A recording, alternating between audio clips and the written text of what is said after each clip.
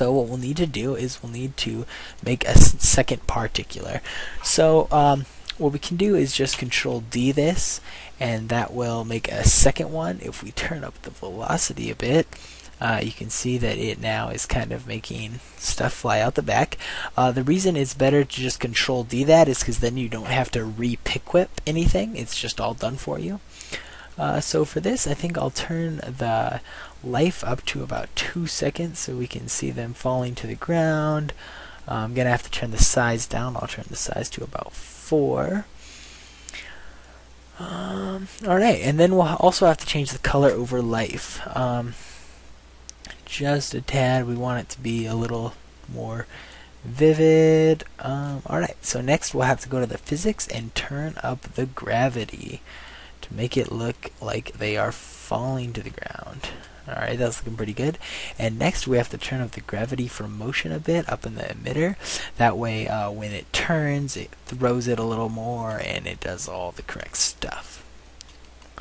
Alright, so next on the list is we need to get that environmental lighting we had before, where the light bounces off the wall and follows the wisp, and also make the wisp bounce. Oh, and one thing that you can also do to make your composition look a little better is if you go over into these presets here and you type in glow, and if you have particular, you should have or if you have After Effects, you'll have glow. If you have particular, you'll have star glow, which is another very useful one. Throw this on this particular. Make sure. Okay, you might want to rename this layer. Let's call this one Embers. Alright, so what star glow or what glow does is it just kind of makes everything a little more vibrant and glowing. So you can see now as we buffer through, it's looking a lot better than it was before. It's got a lot more glow to it, and yeah, it's looking pretty cool. Alright, so next thing we need to do is make the particles bounce off the ground and make that glow I was talking about. So if you go to the first frame, what you'll need to do is you'll need to make 5 new solids. They will need to be named differently. Make them some sort of color that's kind of in the realm of what your scene is. It'll make it look a lot better. Alright, so we'll just call this one ground, and we'll just duplicate it 4 more times. So Control D, Control D, Control D, Control D, and then you'll have to rename these roof, left, right, and back. You can turn these off for now if they bother you, because you won't need to be seeing them right now. So now what you'll need to do is you'll need to match each of these to their perspective wall.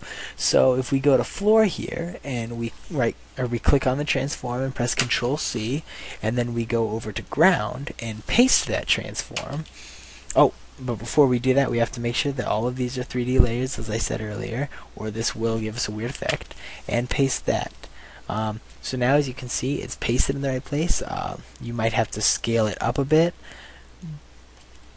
but as I said earlier, scaling doesn't matter because of the way the layers are arranged. So then we'll do the next one. So now we'll grab roof.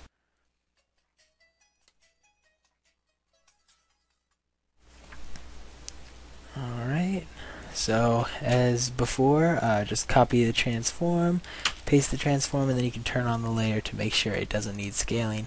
If it does, just scale it up. Alright, then we'll get left.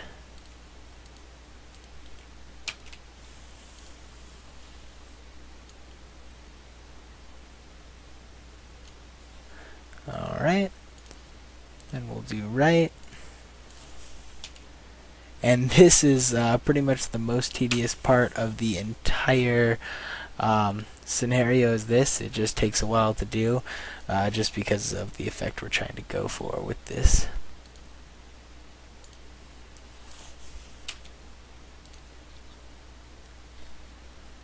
Alright, so here's the last one. Throwing that on there. and we will scale that up a bit. So now the first thing you're going to want to do is toggle these switches or press F4 and switch all of these to classic color dodge. And the reason you made them orange before is because that makes them look a lot better when we are doing this. Alright, so that is a little intense because we don't have a light right now, so the only light this wall is getting is from that color dodge. So first thing we'll need to do is we'll need to add a global light. We'll just make a new light, call it global. And whoa, that is really bright. So make sure that this light is also selected. And as you can see, it's a little bright. So if we pull it into here, that will look alright, but we're gonna definitely have to turn that down, that intensity, quite a bit. Since this is a global light, it can be a little brighter. Messes the shadows a bit. Fact. We might want to change it to an ambient light and then turn it way down. There we go. That's what we're looking for. So now we just have light in the scene in general. Now we're going to add the light specific to the layer. So go to layer and then go to light again and call this glow, I guess you could call it. It's going to be pretty intense at first. First thing you'll want to do is click on that.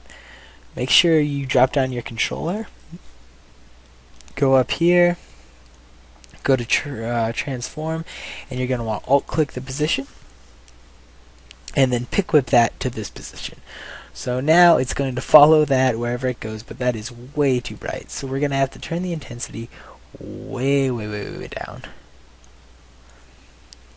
And now we're going to want to change the color because we don't want it to look exactly the same as the other light. So we'll make it a nice orange light and turn the intensity up. Alright.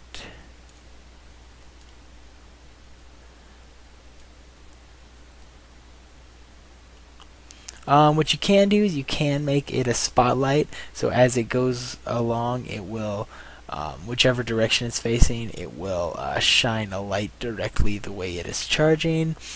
You can change it to a parallel light, which is a really nice effect. It's kind of just like it kind of highlights whatever wall is closest. You can also do a point light, which is what I believe Bob used in the video, but his scene was a lot darker so you could see it pop a lot more. I'm actually going to try and see what happens if I make this a dark red. Let's see how that looks. Turned up a bit.